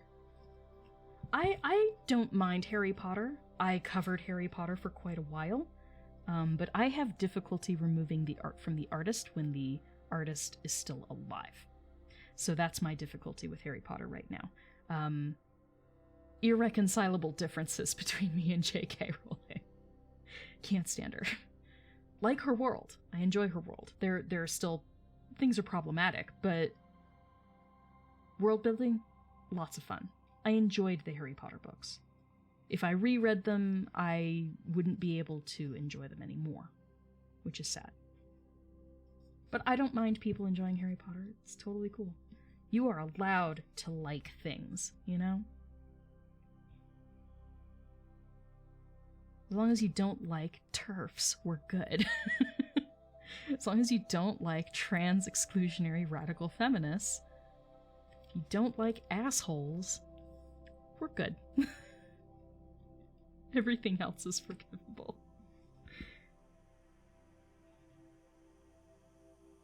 But yes, so elves, once they mature, it's just that their bodily priority fades away. They can still be physical. Tolkien makes a point of saying that it's not that they aren't capable of having sex at that point. They are very capable and continue, but they don't do it with the purpose of procreation, because that's a very bodily thing to do. So elves can have kids up to the age of 96. But does it typically happen at that age? No. It's usually much earlier in their lifespan. I'll be doing a video on that too. I made notes. I took notes as I read. I have lots of fun little factoids to share now. But yes, so elves can continue being physical, but their pursuits in general turn more toward spiritual pursuits or artistic pursuits. Especially for the elves in Aman, who don't have to worry about, this threat of Melkor or Sauron. They don't have to worry about these major wars that are happening. The elves over in Aman don't have those worries, so they are able to progress past that age and into that more cerebral, if you want to call it that, age. Where then they just want to learn things and see where the knowledge takes them. They want to learn all the crafts. That's when an elf would hone much of their ability, whatever their pursuit ended up being. So that's the difference. That's the difference between elven youth and elven adulthood, or old age, if you want to call it that. And that extends just far, far beyond. Tens of thousands of years. Eventually, for those who don't go over to Aman, who don't go over to Valinor, we're talking the elves in the Third Age, like after the Lord of the Rings, where we are told the time of the elves is passing. The time of the elves is over, and it's the time of men to take dominion of the world. The elves that decide to stay behind, they age faster. The longer they stay, the faster they start aging, to the point that eventually their Fea completely takes control, and they lose their physical form. So it's a way an elf dies, but really that just means that their spirit goes over to Valinor. So they can linger as long as they want, but eventually their bodies give out. Eventually their bodies give out and they end up going over to Valinor as a spirit, where they can then be reincarnated from the halls of Mandos into a new body and live in the bliss of Valinor again. Elders are good.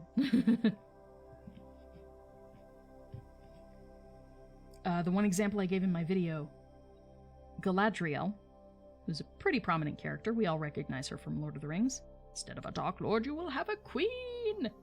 Galadriel, at the time that she leaves Middle-earth, when she gets on the boat at the Grey Havens with Frodo and Gandalf and Elrond, and they go over the ocean to Valinor, she is age 90, which for female elves is considered that age of full growth.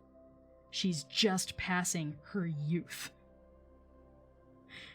So she's just passing her youth at that point. And Galadriel has been in Middle-earth since the freaking beginning. She is an old elf. At that point, she is over 10,000 years old. So that's kind of a fascinating thing. To put it into perspective, Galadriel is old. She is an old elf. Celeborn is even older. He's older than Galadriel is. Celeborn is Galadriel's husband. He's her waifu.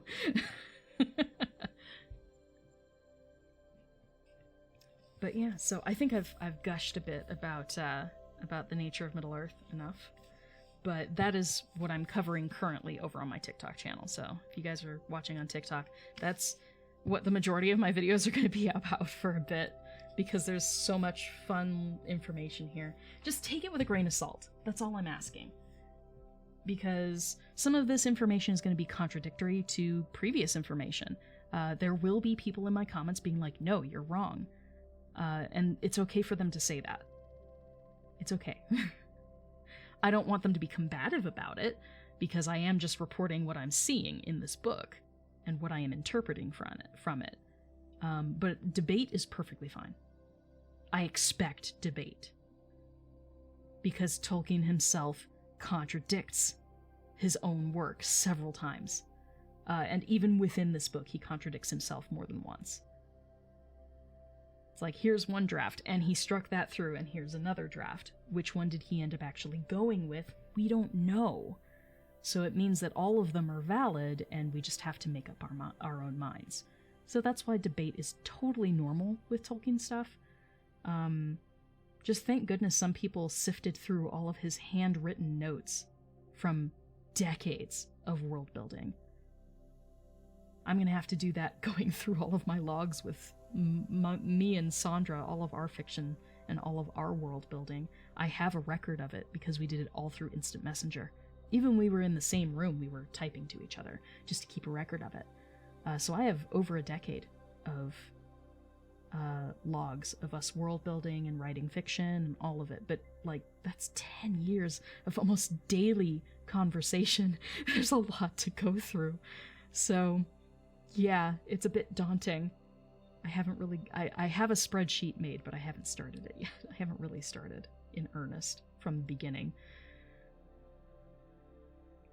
So it's like sifting through that. So thank goodness someone's taking the time, because we end up with all these little snippets of information that trickle down into having greater meaning in the books.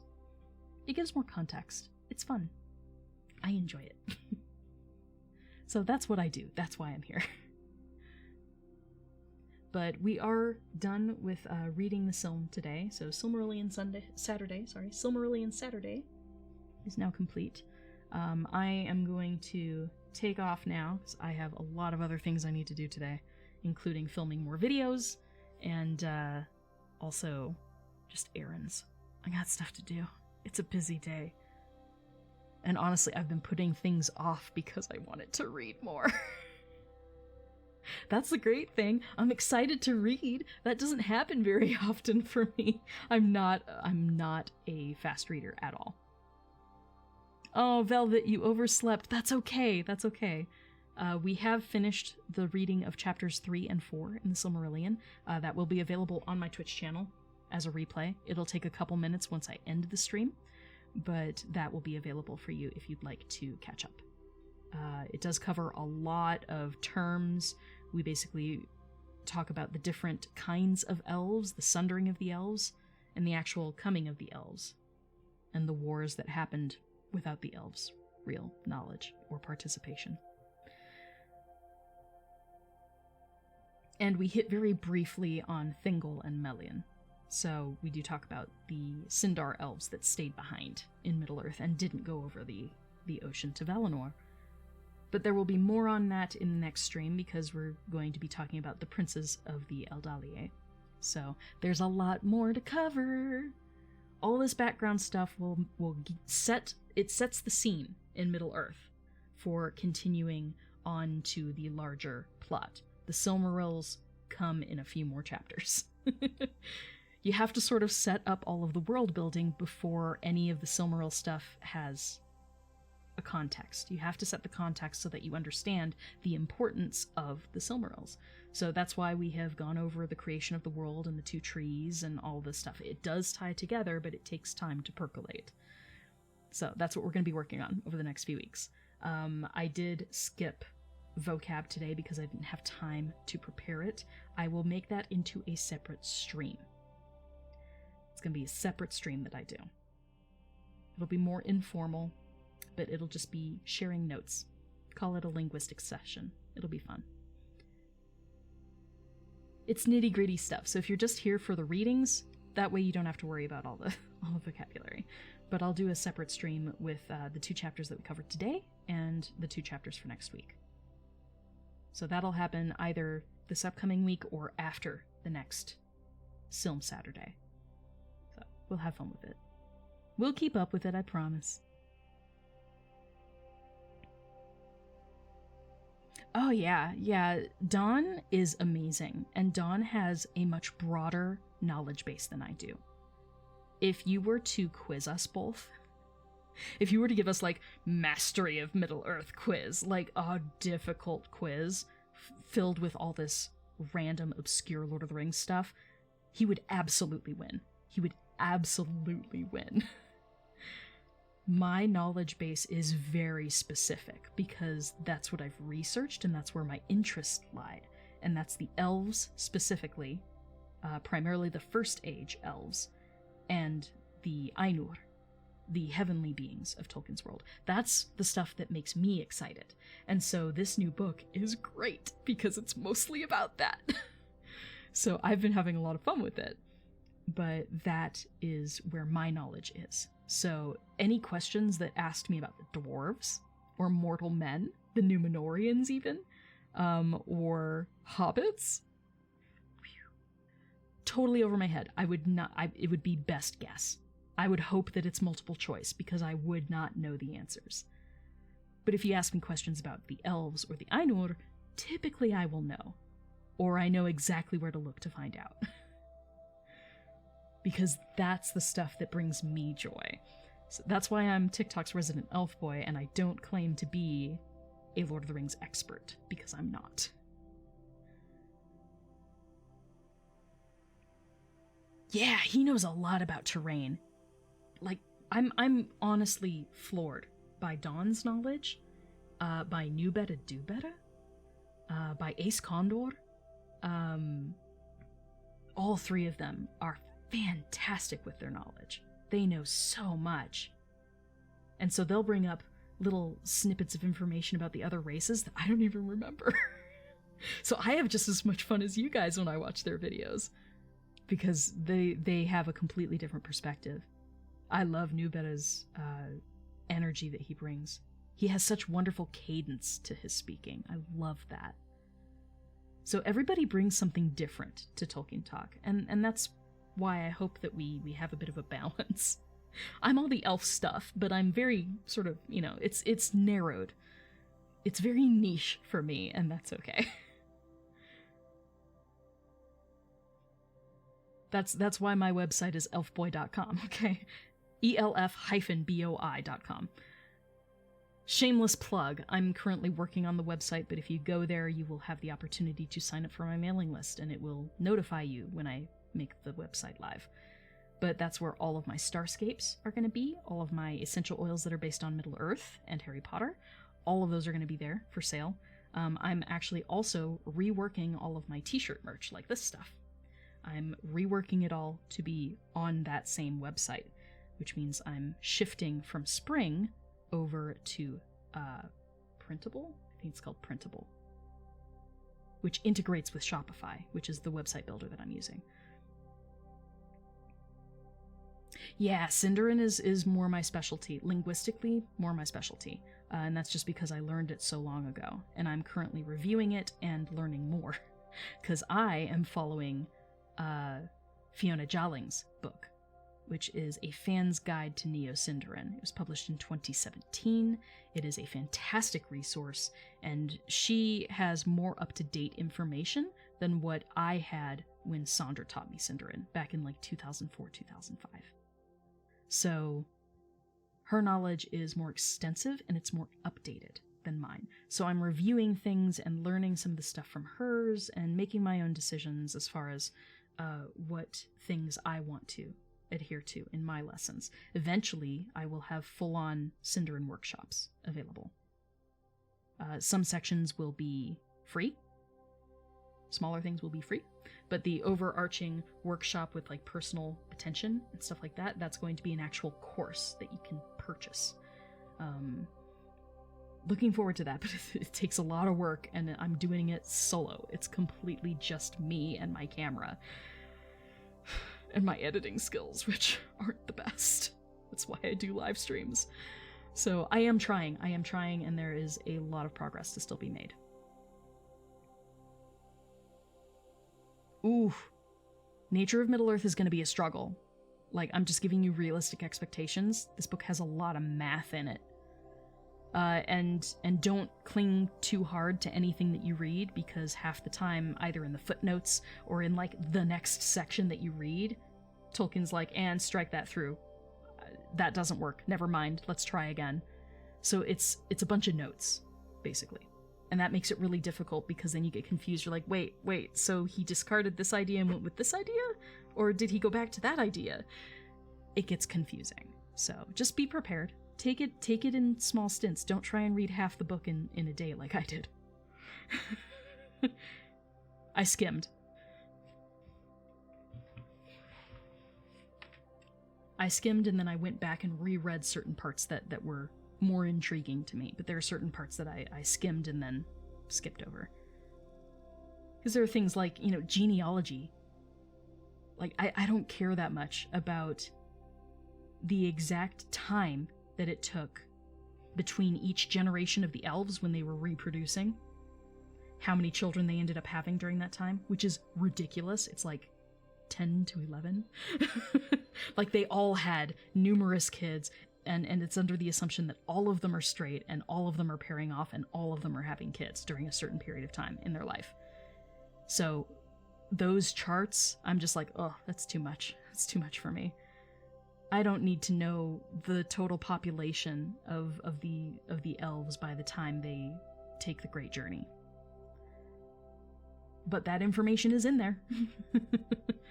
So there's a lot of information. Some of it is usable, and some of it's just a lot of information.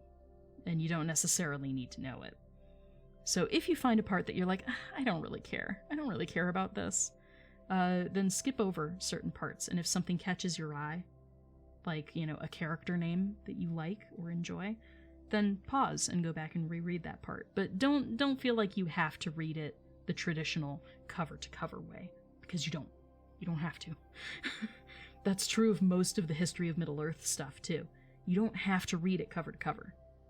You can find the sections in the chapter listing that appeal to you and read those parts independently. Especially in this book, in The Nature of Middle-earth, that is absolutely okay. Because each section, for the most part, is independent. The one thing I would point out, though, is that there are several different chapters talking about the aging of the elves. And that's where Tolkien had a lot of back and forth with himself. And so if you just cherry pick one chapter, it might have different information from like 2 or 3 other chapters. So that's, if you're interested in that stuff, I do recommend reading that whole section, like all the chapters on it together, because otherwise it gets really confusing. Right. I'm grateful that Tolkien took the time and energy to make all of this information and to actually put it down onto paper. But does it actually influence my reading? No, not at all. Which is okay. It's useless information. It's wonderful information, but it's completely useless, really. We don't need to know this. It has no impact on anything. But it's cool that it's there. So, that's what the books are for. That's what these later books are for. It's just a compiled set of notes that someone took the time to try and organize for us. And I appreciate that effort, because that can't be easy. Especially with what I've seen of Tolkien's handwriting. Like, we know it's not the best, but it's pretty bad. But I'm going to call an end to the stream over here on Twitch. I feel like I've dawdled enough. But next week we'll cover... let's look. Where are we? How many chapters will we cover next week? It might be 5, 6, 7. Or maybe just 5, 6. Okay. That's 6. Okay, just chapters 6 and 7. So we will cover... Oh no, wait, it's 5. 5 and 6. My bad. Yeah, we'll at least do 5 and 6. If we have a lot of time, we might push 7 into there as well. So chapter 5 is of Eldemar and the princes of the Dalier. So Elvish princes. And chapter 6 is of Feanor and the unchaining of Melkor. That's when we start getting into the plot with the Silmarils. That's when we start talking about Feanor. And then chapter 7 is of the Silmarils and the unrest of the Noldor. So that's when things start getting spicy. So we're setting up the world for the next week. But after that, things are going to pick up a bit. Things will pick up. Because then we'll be talking about the actual Silmarils and what happens to them. Alright, so that is what we shall do next week. I'm looking forward to it. Thank you guys for joining me over here on my Twitch stream and also on YouTube. And yeah, each Saturday. Saturday at 10 a.m. Arizona time, which currently is Pacific time. Arizona does not change our clocks, so there will come a point in the fall here, probably in another month, I think early October or early November is when we switch our clocks. Or when everyone else switches their clocks. So we will jump from being Pacific time like we are now to being on Mountain time.